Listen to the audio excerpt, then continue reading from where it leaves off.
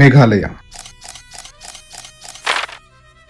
ಏನನ್ಸುತ್ತೆ ನಿಮ್ಗೆ? ಮೇಘಾಲಯನ usually land of clouds ಅಂತಾರೆ. ಆ ಮೇಘಾಲಯದಲ್ಲಿ ಒಂದು ಸಿಟಿ ಇದೆ, ಬರ್ನಿಯಾಟ್ ಅಂತ. ಅದು ರೀಸೆಂಟ್ ಆಗಿ ಇಂಡಿಯಾಸ್ ಮೋಸ್ಟ್ ಪೊಲ್ಯೂಟೆಡ್ ಸಿಟಿ. ಈ ಪರಿಸ್ಥಿತಿ ಹೇಗ್ ಬಂತು? ಪೊಲ್ಯೂಷನ್ ನ ಕ್ಯಾಲ್ಕುಲೇಟ್ ಮಾಡೋ ಫ್ಯಾಕ್ಟರ್ ಇದೆ, PM 2.5 ಅಂತ. Average WHO world health organisation ಪ್ರಕಾರ 5 ಇರಬೇಕು, ಆದ್ರೆ ಈ ಜಾಗದ್ದು 128.2 ಇದೆ, 25 ಟೈಮ್ಸ್ ಜಾಸ್ತಿ. ಯಾಕೆ? ಏನ್ ಕಾರಣ? ಯಾಕಂದ್ರೆ ಅಲ್ಲಿರೋ ಫ್ಯಾಕ್ಟರಿಯಿಂದ. ಏನ್ ಫ್ಯಾಕ್ಟರಿ? ನಮ್ಮ ಗಡ್ಕರಿ ಅವರ crush ethanol factory. Seriously, ethanol ನ ಏನಂತ ಇಂಟ್ರೊಡ್ಯೂಸ್ ಮಾಡಿದ್ರು? ಪೆಟ್ರೋಲ್ ಅಲ್ಲಿ ಪೊಲ್ಯೂಷನ್ ಕಮ್ಮಿ ಮಾಡುತ್ತೆ ಅಂತ. ಇವಾಗ E60, E80 ಎಲ್ಲ ಮಾತಾಡ್ತಿದ್ದಾರೆ. ಎಥೆನಾಲ್ ಇಂದ ವೆಹಿಕಲ್ಸ್ ಇವಾಗ ಪ್ರಾಬ್ಲಮ್ ಆಗ್ತಿರೋದು ಸೆಕೆಂಡರಿ. ಇವ್ರು ಹೇಳ್ತಿರೋ ಪ್ರಕಾರ ಎಲ್ಲಾ ವೆಹಿಕಲ್ಸ್ E100 ಅಲ್ಲೂ ನಡೀತದೆ, E60 ಅಲ್ಲೂ ನಡೀತದೆ, E80 ಅಲ್ಲೂ ನಡೆಯುತ್ತೆ. ಈಗ ಅವ್ರು ಓಡಿಸ್ತಿರೋದು ಯಾವ್ದೋ ಕಾರ್ ಅಂತ, ಯಾವ ಸ್ಪೇಸ್ ಟೆಕ್ನಾಲಜಿ ಇಂದ ಆಗಿದೆ ಅಂತ ಗೊತ್ತಿಲ್ಲ.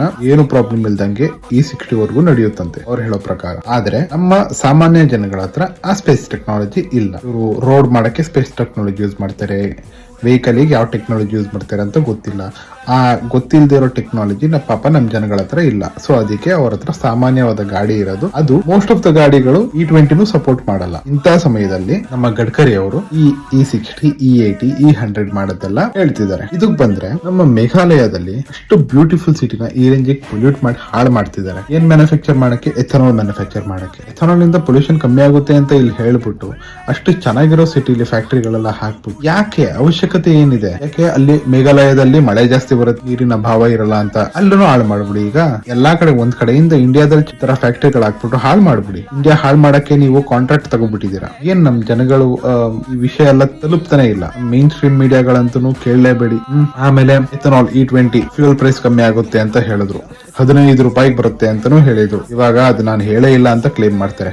ಆ ಸ್ಪೇಸ್ ಟೆಕ್ನಾಲಜಿ ಏನ್ ಯೂಸ್ ಮಾಡ್ತಿದ್ದೀರಾ? ಸ್ಪೇಸ್ ಟೆಕ್ನಾಲಜಿ ಬೇಡ, ನಮ್ಮ ಅರ್ತ್ ಟೆಕ್ನಾಲಜಿ ಯೂಸ್ ಮಾಡ್ಕೊಂಡೆ ಒಳ್ಳೆ ರೋಡ್ಗಳು ಮಾಡಿ, ಗುಂಡಿ ಬರ್ದೇ ಇರ್ತಾರೋ ರೋಡ್ಗಳನ್ನ. ಆಮೇಲೆ ನಮ್ಮ ಪೆಟ್ರೋಲಿಯಂ ಮಿನಿಸ್ಟರ್ ಬಾಯಿ ಏನಾಗ್ಬಿಟ್ಟಿದೆ, ಆ ಬಾಯಲ್ಲಿ ಬಂದು ನಮ್ಮ ನಿತಿನ್ ಗಡ್ಕರಿ ಅವರು ಕುತ್ಕೊಬಿಟ್ಟಿದ್ದಾರೆ. ಸೊ ಅದಕ್ಕೆ ಅವ್ರು ಏನು ಮಾತಾಡಲ್ಲ, ಅವ್ರು ಏನು ಹೇಳಲ್ಲ. ಪೆಟ್ರೋಲ್ ಪ್ರೈಸ್ ಕಮ್ಮಿ ಆಗುತ್ತಾ ಅಂತ ಕೇಳಿದ್ ಇಂಟರ್ವ್ಯೂ ಅಲ್ಲಿ, ಪೆಟ್ರೋಲ್ ಪ್ರೈಸ್ ಕಮ್ಮಿ ಮಾಡಕ್ಕೆ ಪ್ರಯತ್ನ ಮಾಡ್ತೀನಿ, ಕಮ್ಮಿ ಆಗುತ್ತೆ ಜಾಸ್ತಿ ಆಗುತ್ತೆ ಅಂತ ನಾನು ಹೇಳಲ್ಲ. ನಮ್ಮ ಪ್ರಯತ್ನ ಯಾವತ್ತಿದ್ರು ಪೆಟ್ರೋಲ್ ಪ್ರೈಸ್ ಕಮ್ಮಿ ಮಾಡಕ್ಕೆ. ವೆರಿ ಗುಡ್, ಮಾಡ್ತಾ ಇರಿ, ಈ ತರ ಪೊಲ್ಯೂಟ್ ಮಾಡ್ತಾ ಇರಿ, ಒಳ್ಳೊಳ್ಳೆ ಸ್ಕ್ಯಾಮ್ ಗಳು ಮಾಡ್ತಾ ಇರಿ. ನಮ್ಮ ಜನಗಳು ಇನ್ನು ಒಂದು ನಮ್ಮ ಜನಗಳಿಗೆ ಇವಾಗ ಹೆಂಗಾಗ್ಬಿಟ್ಟಿದೆ ಅಂತಂದ್ರೆ, ಆಲ್ಟರ್ನೇಟಿವ್ E20, E60 ಮಾಡ್ತಿದಾರಾ?